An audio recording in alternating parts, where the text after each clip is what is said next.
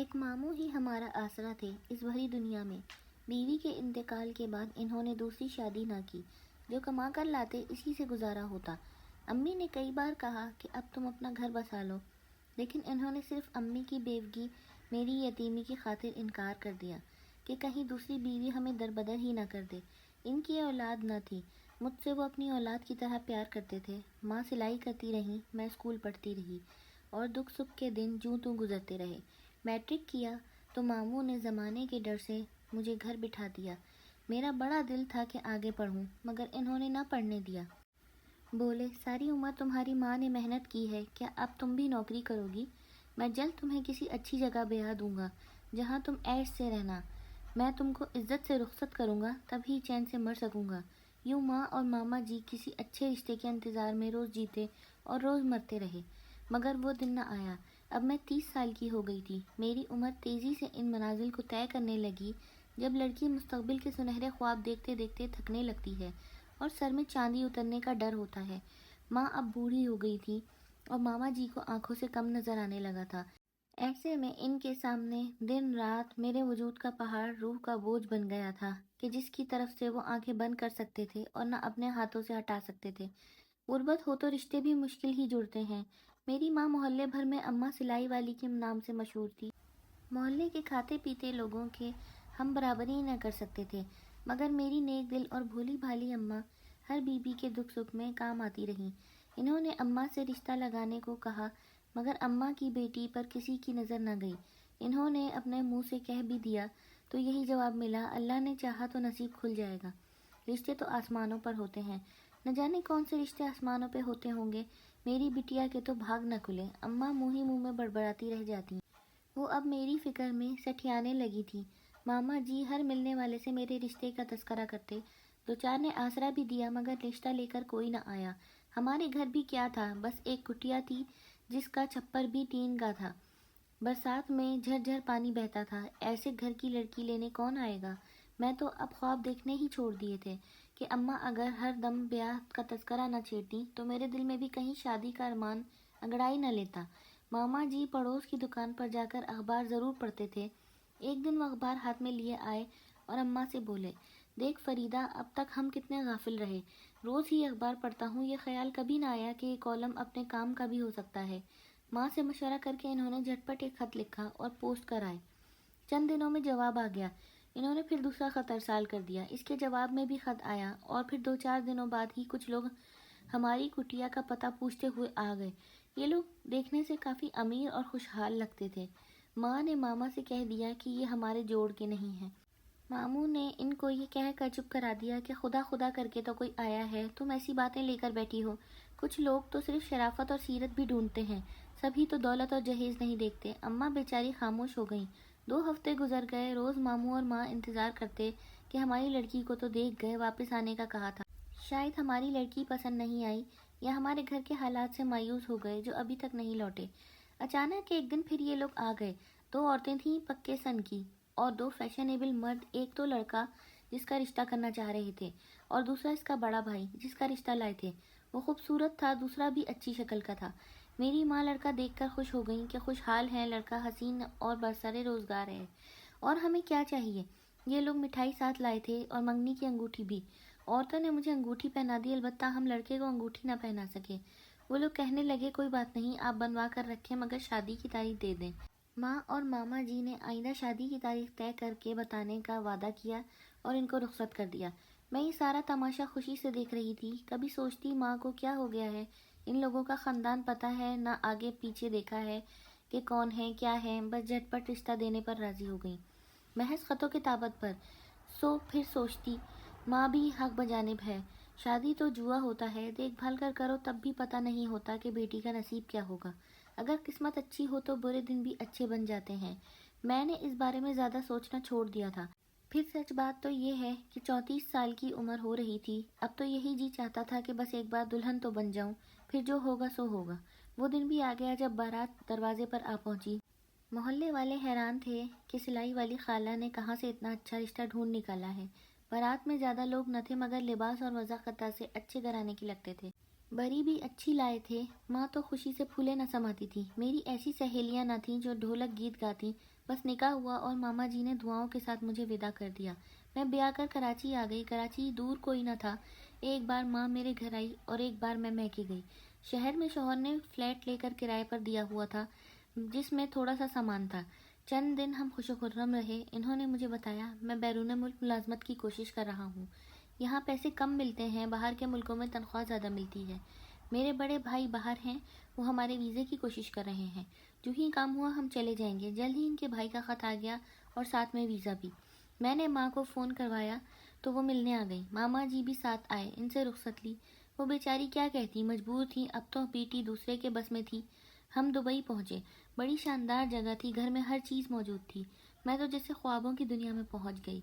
2 दिन तक यही समझती रही कि ख्वाब देख रही हूँ। तीसरे रोज़ शाम को शौहर ने कहा, कपड़े बदल कर तैयार हो जाओ, एक दोस्त के घर चलना है।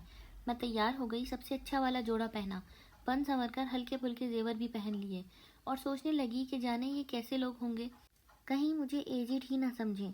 फिर ये ख्वाब यूं टूटा कि जहाँ वो मुझे लेकर गए थे वो दोस्त का घर ना था और मेरा शौहर मेरा ना था, क्योंकि शौहर इज्जत के रखवाले होते हैं, अपनी इज्जत और हुर्मत का व्यापार नहीं करते। और यहाँ तो काम ही इनका यही था। दोनों भाई शादी करके लाते और औरत को बाजार की जिन्स बना देते। दौलत कमाने का आरामदा और आसान जरिया। इन्होंने पहले भी 2 शादियाँ की थी। इन औरतों से मेरी मुलाकात हुई। अब हम इन सब का नसीब एक है और काम भी एक ही था। वो सब अपने दुखों का समझौता कर चुकी थीं, क्योंकि वो भी मेरी तरह लावारिस थीं। ये लोग देखभाल कर ऐसे घरारे फांसते जो गरीब हों और जिनके पीछे कोई ना हो। मुद्दत गुजर गई, इस तरह जिस्म को बिकते और रूह को पामाल होते। फिर जैसे हर एहसास मिट गया और मजबूरी पाँव की जंजीर बन गई। यहाँ तक कि उम्र रसीदगी ने आ लिया। मैं इनके घर का किचन संभालने पर लगा दी गई। मेरी जगह 2 और लड़कियाँ ले आए। घर और वतन से दूर सिर्फ अपनों की यादें बाकी रह गई थीं। सारे रिश्ते खाक हो गए, तमाम कश्तियाँ जल चुकी। लौट कर जाने के तमाम रास्ते बंद हो गए। लौट कर जाती भी तो वहाँ कौन मिलता, जाने वाले तो इस जहान से गुजर चुके थे। इस उम्र में सिर्फ एक रोशनी की किरण पास थी, नमाज की पाबंदी। आधी रात को उठकर अल्लाह ताला के हुजूर सजदे में गिरकर अपने गुनाहों की माफ़ी मांगती। गरचा अपनी मर्जी से इस राह को नहीं चुना था, फिर भी अल्लाह का खौफ आता। इस रब से डर तो लगता था, न जाने हमारी बख्शिश होगी कि नहीं, मगर इसकी रहमतों से गुनाहगार को भी मायूस नहीं होना चाहिए। वो माफ़ करने वाला बड़ा गफूर रहीम है। खुद को समझाती और उम्मीद का दामन हाथ से न छोड़ा। कुछ अरसे बाद कैसर ने मुझे एक मराकशी के हाथ भेज दिया। वो दोनों भाइयों की नई बीवियां बाजार जाती, वो मुझे भी कभी कभार हमरा ले जाती। एक दिन वो बड़े मॉल में गईं, शॉपिंग में मसरूफ़ हुई। मैं इनके साथ चलते चलते थक गई तो एक जगह कुर्सी पड़ी थी, मैं बैठ गई।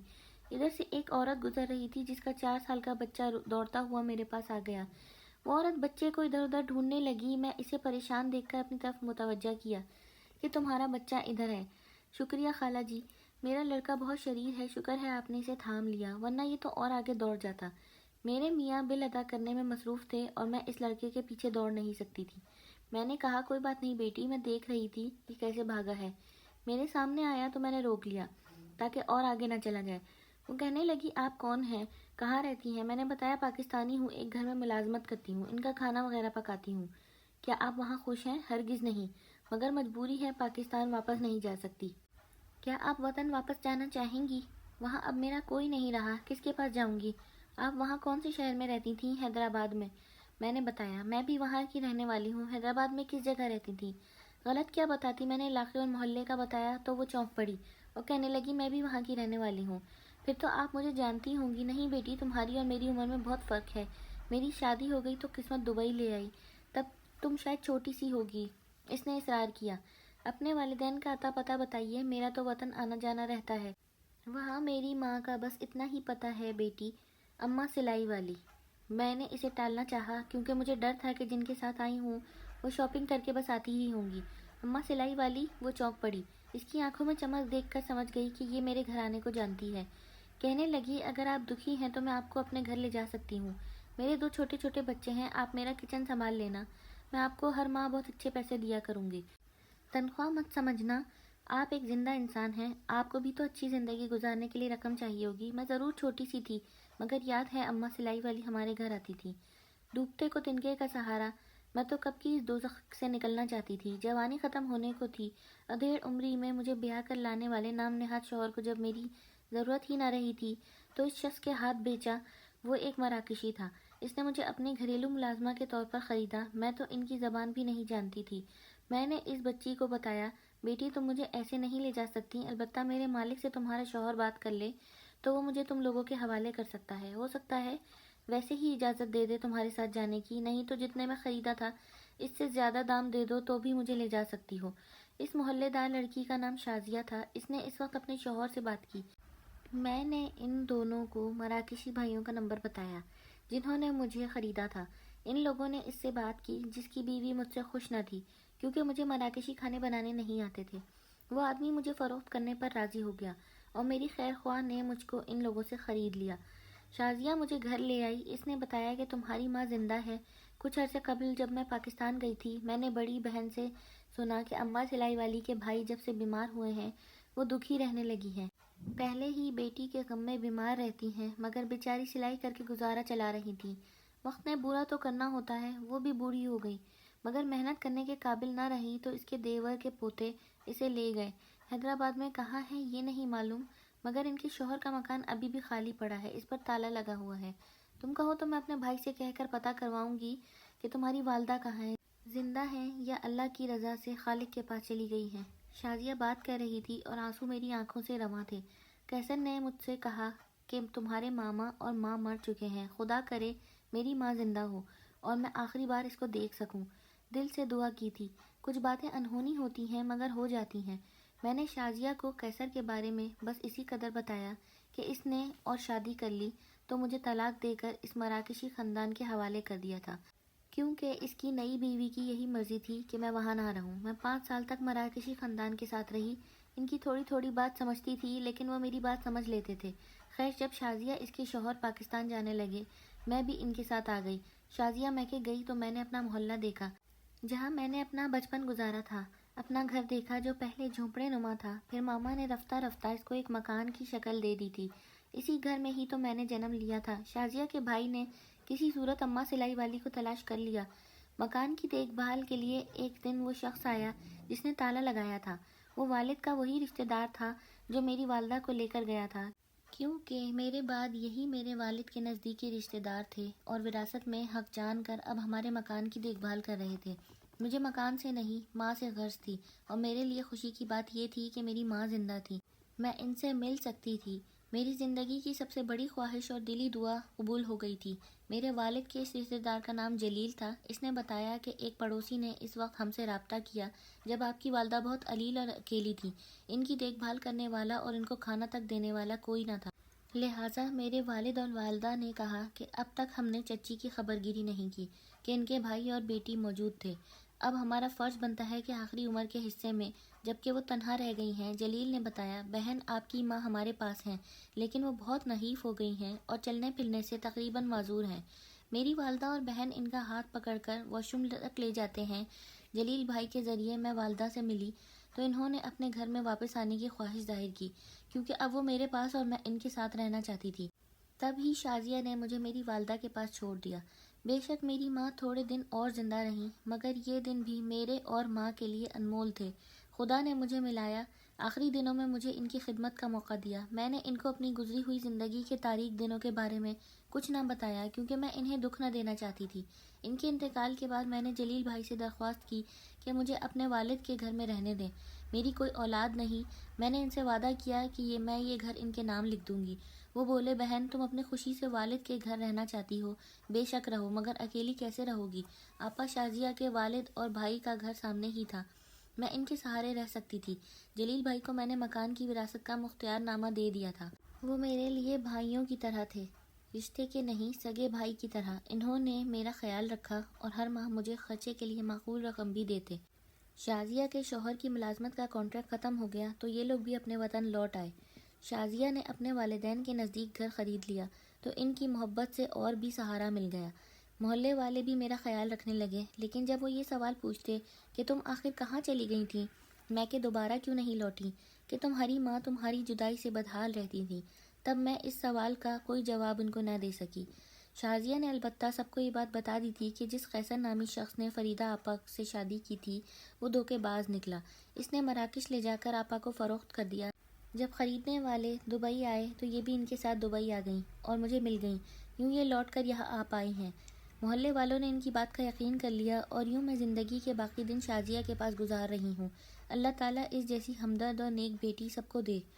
جب تک میں زندہ ہوں ان کے اور ان کے بچوں کے لیے دعا گو رہوں گی۔